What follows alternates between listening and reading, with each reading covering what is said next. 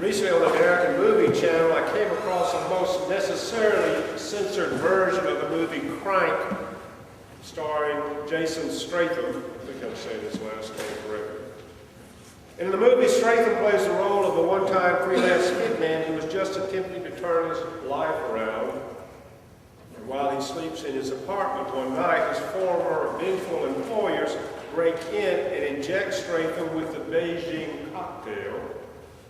This is a synthetic drug which inhibits the flow of adrenaline from the adrenal glands, slowing the heart, eventually resulting in death.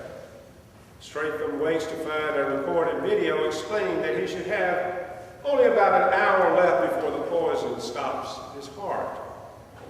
He then phones Doc Miles and informs him that in order to survive and keep his heart pumping, he must keep his adrenaline level through constant high, keep it up high through excitement and danger, or get some artificial adrenaline like epinephrine.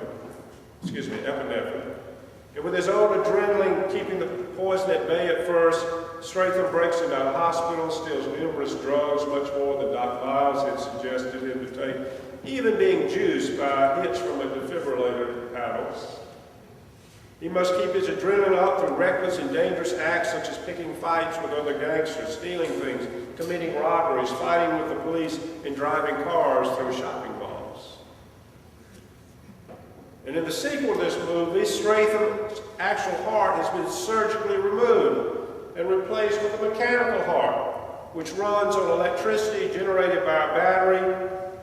And of course, the battery only lasts so long as Statham must resort to other electricity sources like jumper cables and power outlets to keep the artificial heart pumping until he can retrieve his own heart. And at times he receives enough electricity to light up a city block with the amusing effect that he's reanimated at 10 times the speed of the ever-ready bunny. Well, obviously the movies are fictitious. Yet they raise a very profound question, more existential than that of literally saving one from dying. Faced with the prospect of our own demise, what would we do to save ourselves? To what extreme would we go to keep our hearts beating, figuratively speaking? What do we need to keep our hearts charged, making us feel alive, be alive? Would it be family, friends, job, food, sex, exercise, drink, golf, the whole supermarket of things and activities with which we adrenalize and charge ourselves? Metaphorically, but no less necessarily, we use them to keep our hearts pumping. Without them, we might die, if not literally, then perhaps in spirit. How will we save our life knowing that we're getting ready to lose it? What do we do to protect ourselves to save our lives? And most of you, I suspect, remember the story of the three little pigs? If not, let me refresh your memory. You wouldn't believe the number of versions you can find on the internet with this, so bear with this one. Once upon a time, there were three little pigs, and the time came for them to leave home and seek their fortunes. Before they left, their mother told them, whatever you do, do it the best you can, because that's the way we get along in the world. Well, the first little pig built his house out of straw because it was the easiest thing to do. And the second little pig built his house out of sticks. Now this was a little bit stronger than a straw house. And the third little pig built his house out of bricks. But one night, the big bad wolf, who dearly loved to eat fat little piggies, came along and saw the first little pig in his house of straw, and he said, let me in, little pig, or I'll huff and puff and I'll blow your house down. And not by the hair of my chinny chin chin, said the little pig. But of course, the wolf did blow the house down and ate the first little pig. The wolf then came to the house made of sticks. Let me in, little pig, or I'll huff and puff and blow your house down. Not by the hair of my chinny chin chin, said the little pig. But the wolf blew that house down too and ate the second little pig. Then the wolf came to the house made of bricks. Let me in, cried the wolf, or I'll huff and puff and I'll blow your house down. Not by the hair of my chinny chin chin, said the pig. Well, the wolf huffed and puffed, but he could not blow down that brick house. Well, you see, the wolf was a sly old wolf, and he climbed up on the roof to look for another way into the brick house. The little pig saw the wolf climb up on the roof and lit a roaring fire in the fireplace and placed it kettle, placed on it a large kettle of water. And when the wolf finally found the hole in the chimney, he crawled down and splash right into that kettle of water. And that was the end of the pig's troubles with the big bad wolf. The next day, the little pig invited his mother over. She said, "You see, it's just as I told you. The way to get along in the world is to do things as well as you can." Fortunately for that little pig, he learned that lesson, and he lived happily ever after. In other words, what is the substance upon which we are trying to save ourselves to keep our hearts alive? Have we built a life made of straw, sticks, or bricks? Better yet, what constitutes straw, sticks, or bricks? Asked to give an opinion about the now discontinued Teen Girls magazine, All About You. I don't remember it, maybe some of you do. A reader wrote, "What is society morphed into but a massive chaos brainwashing of teens to be this way, to be accepted? Come on, look at the front of the cover. It contains another boy band that puts out unoriginal music with uninspiring lyrics. They can simply do better than that. The worst of all is they have those got to have it sections which list outrageously priced tacky items. The models in the magazines weigh at the most 105 with perfect features. And I can tell you that just looking at the magazine stabbed at my self-esteem," says this writer. "Am I supposed to weigh 105 and wear a size 6 to be in with the style? And what kind of message is this magazine sending to the teens of today? That you have to weigh 105, wear Gap clothes, and buy Donna Karan shoes to fit in, to be cool? Why can't there be a magazine that inspires teenagers to be themselves and to be more than cogs in the machine of so-called individuality? We teenagers have the huge potential to be deep, inquisitive, and soulful, but this magazine promotes everything but that. It focuses on image, and that is what society needs to lessen its grip on. They should go ahead and change the title to All About Image, because after all, that is what it really is. Don't waste your hard-earned money on this piece of pollution," says the writer to the magazine. And though the magazine and writer target a teen audience, can we adults say we're necessarily any different? Have we based our lives, what keeps us alive, on something more substantial than appearances? And this, in fact, is the question we hear Jesus raising and addressing in the gospel this morning. He puts it this way: "For those who want to save their life will lose it, and those who lose their life for my sake and for the sake of the gospel will save it. For what will it profit them to gain the whole world and forfeit their life? Indeed, what can they give in return for their life?" So what is Jesus talking about here? What do his words really mean? What is the life he's talking about saving by losing it for his sake? What does that feel like? Is it really worth denying ourselves, taking up our cross, and following Jesus? Is that what it means to save ourselves? Is that what it means to keep our hearts charged, or to build a house of bricks? Huntsville, Alabama. For John Mahoney, a retired U.S. Army colonel who was managing projects for Blue Cross Blue Shield, instinct came before analysis as he fought to stay on his feet the morning of September 11, 2001. The building jerked hard, throwing everyone off balance, remembers Mahoney in the account he has written of about surviving the 9/11 attacks. You see, Mahoney was working on the 19th floor of the North Tower of the World Trade Center that morning. He says, "My support was gone and I had to catch my balance to remain on my feet." Mahoney had lived in California. Earthquake, he thought, even as his military training diagnosed bomb. And so he directed his co-workers to the stairway to check the area for anyone else and headed down through what was quickly a haze of smoke and dust.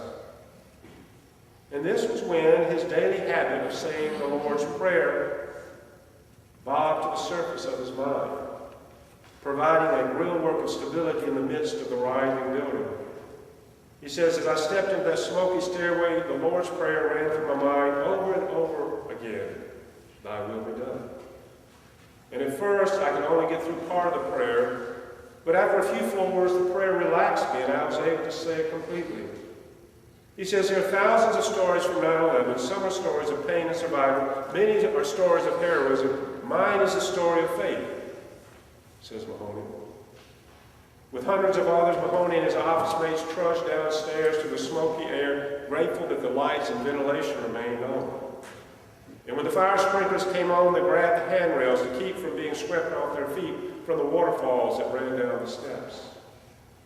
Firefighters, breathing hard, passed them going up. But out of the chaos, to the rhythm of the Lord's Prayer, Mahoney sensed something that reminded him of when his mother would wrap him up as he climbed out of a cold swimming pool, and he would be held safe and warm in loving arms. As I walked down the stairs, somewhere between the 12th floor and the 10th floor, he said, somewhere between our Father and thy will be done, that same feeling came over me. And suddenly I was wrapped in warmth and love and comfort. In that smoky, wet stairway in a burning building surrounded by 1,000 frightened people, I felt wonder. I felt God's peace. And I knew that regardless of the physical outcome, everything would be all right. Mahoney's route came out to a smashed lobby, the service elevator shafts open, filled with rubble.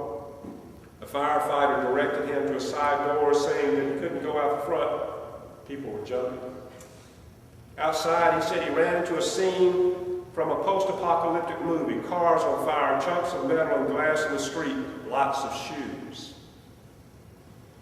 He had just crossed the street to the far side when the sound of jet engines made him look up. And the second jet collided with the second tower.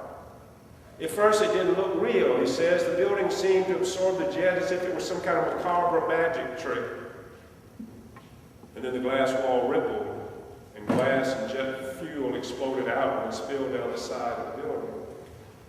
And only after he'd run a few blocks getting away from the debris did he turn to look again. He says, the dawning realization that a pilot could abandon those in his care and intentionally fly into a building suddenly hit me. It made me sick. And so did the hundreds of bodies falling through the air because people above the crash chose to jump.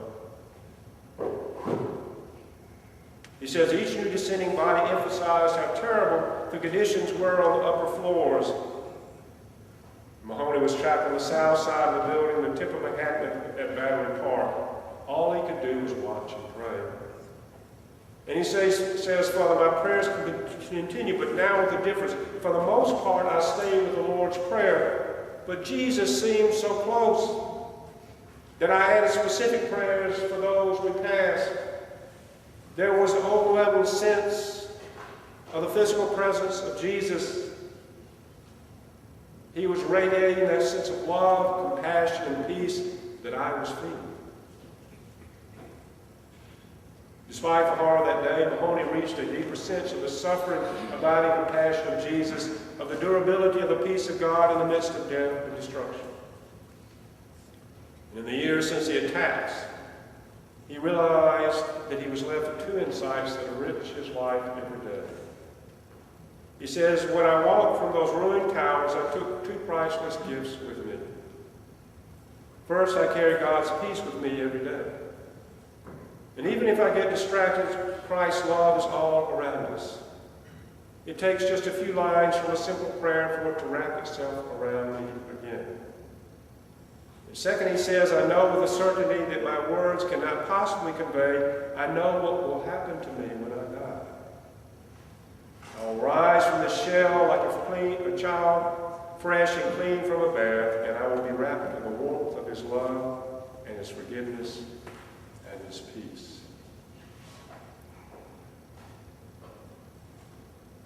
You perhaps have heard the story of the man who was opening a new store, and he received a bouquet of flowers.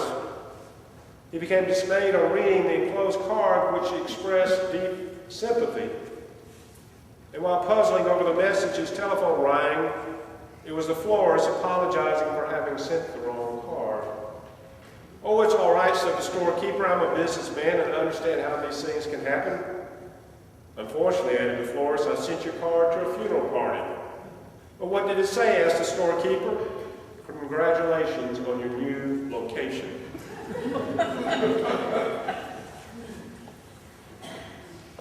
Here's the thing. Jesus wants and does take us to a new location. That's why he was born. He takes us to a place where we're no longer grasping at straws, sticks, or even bricks. The reinforced concrete of the World Trade Center could not withstand the huffing and puffing of a few laden jet aircraft. Yet Jesus' presence for retired Colonel John Mahoney withstood it all, withstood one of the worst nightmares imaginable, even to this day. Incredible, is it not? Jesus puts an end to the big, bad wolf. And this is what Jesus means when he says, those who lose their life for my sake, for the sake of the gospel, will save it. There it is. It's that simple, and it is that difficult. It is difficult because, metaphorically speaking, we like straw. We like sticks. We like the easy way out, even though it really means living life kind of like Jason Statham, running from this thing to the next, looking for that adrenaline rush, that jolt of electricity to keep our hearts pumping, to make us feel alive. This is what Jesus means when he offers us eternal life, not just in the hereafter, but even now, the very now, that Colonel Mahoney knew even when the world was literally collapsing around him. In the name of the Father, the Son, and the Holy Spirit.